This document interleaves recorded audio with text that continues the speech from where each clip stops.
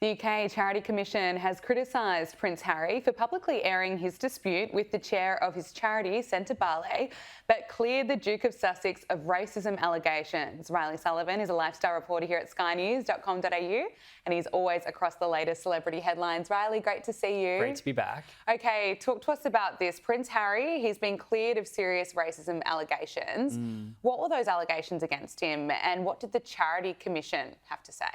Yes, so this is all about the demise, really, of his charity, Sentebale. It was a HIV charity that he set up with the Prince of Lesotho back in 2006. It was all about educating and providing support for young people suffering HIV. Very important charity, very much part of his legacy and also his mother, Princess Diana's legacy. She was, of course, such a champion for raising awareness of that issue.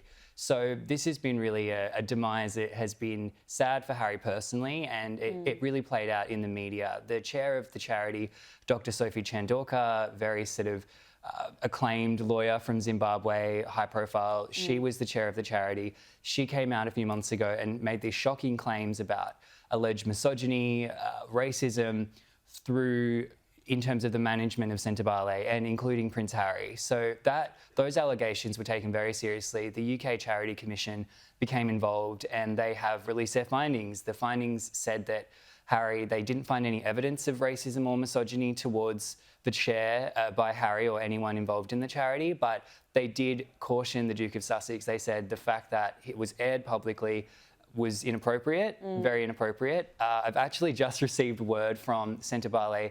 They believe that Harry has not been exonerated in this case. They think that the charity, and this was in the notes, I did look through the Commission's report. The Commission's report said it is not their role to adjudicate claims.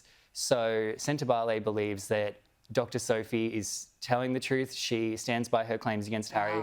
She's still the chair today and she stands by it. But as far as the Commission's concerned, Harry's clear. A new royal biography about Prince Andrew and Fergie is continuing to send shockwaves through the UK after more excerpts were published in the tabloids. And you spoke to the author, Andrew Lowney. What did he have to say about the reaction? Right. Well, Andrew Lowney is really in the middle of the moment of so much attention, media attention in the UK over his new book. It is finally going to be released next week. This is the long-awaited book on Prince Andrew and Sarah Ferguson, looking at their marriage, looking at some of the controversies and also a lot of stuff that's never been aired before. It has been serialised over the past week in the Daily Mail. They've been publishing excerpts from the book and it's sort of been causing a bit of a commotion. But, you know, I did speak to Andrew Lowney and I said, what's your reaction? Because I think one of the big takeaways from the early excerpts was this alleged physical altercation between Harry and his uncle, Prince Andrew.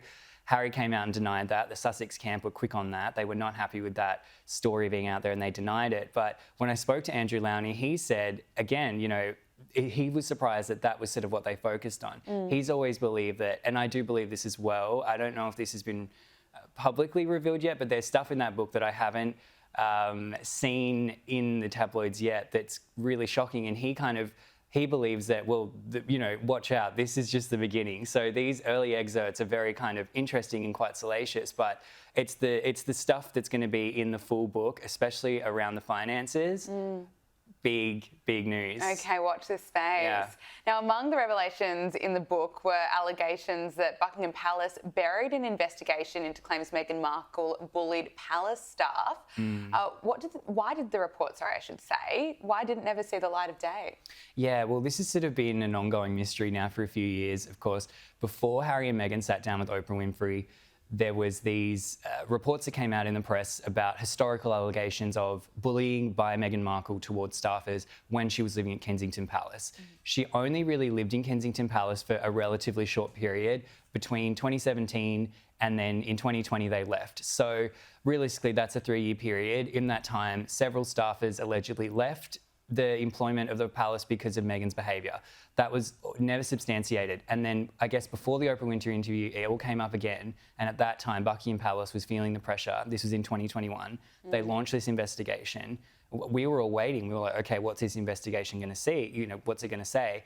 And then we never got the outcome of it. Right. And allegedly, according to Andrew Lowney's book, the reason that they did do that was not because Meghan didn't do anything wrong. I think it would have been frankly probably quite damning of Meghan Markle. I think the reason that it was buried was they didn't want to open the Pandora's box, because if they had this report come out saying, Meghan treated her staff poorly, that would kind of open the gates for maybe the Sussex camp to say, well, look at Prince Andrew, or other staffers to speak out. And I think that they just felt, look, we've done the investigation, they did their due diligence internally, but they don't want any of the outcome to come out and they want to move on. Isn't that interesting? Now, Prince William and Prince Harry could come face to face. This is at their cousin Peter Phillips' wedding following his recent engagement.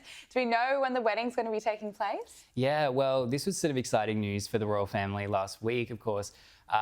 Peter Phillips has announced his engagement to his nurse fiancée, Harriet. They've been together for quite a while.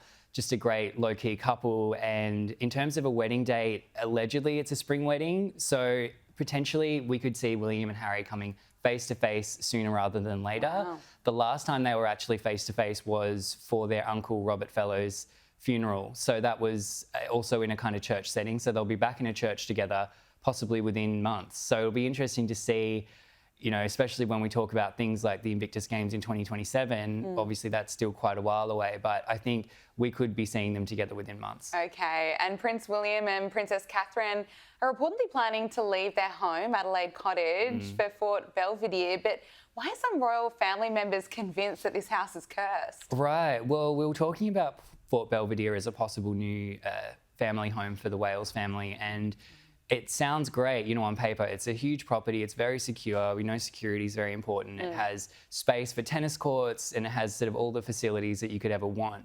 But supposedly, the royal family, the Windsor family are quite superstitious, and supposedly certain members of the royal family do not like that property because the association, infamously in 1936, when King Edward abdicated for Wallace Simpson, he abdicated at Fort Belvedere. So it has a kind of historical significance that is not necessarily a good memory, especially for the Queen Mother. So Elizabeth, the Queen Mother, she reportedly was not keen on ever visiting Fort Belvedere. Even when she had friends staying there, she kind of avoided it because I think it just brought back bad memories. So I think for William and Kate, if they do move there, they need to get the sage, they need to sort of cleanse it. But yeah, interesting, watch this space. Absolutely. Reilly Sullivan, thank you so much for joining us. Thank you.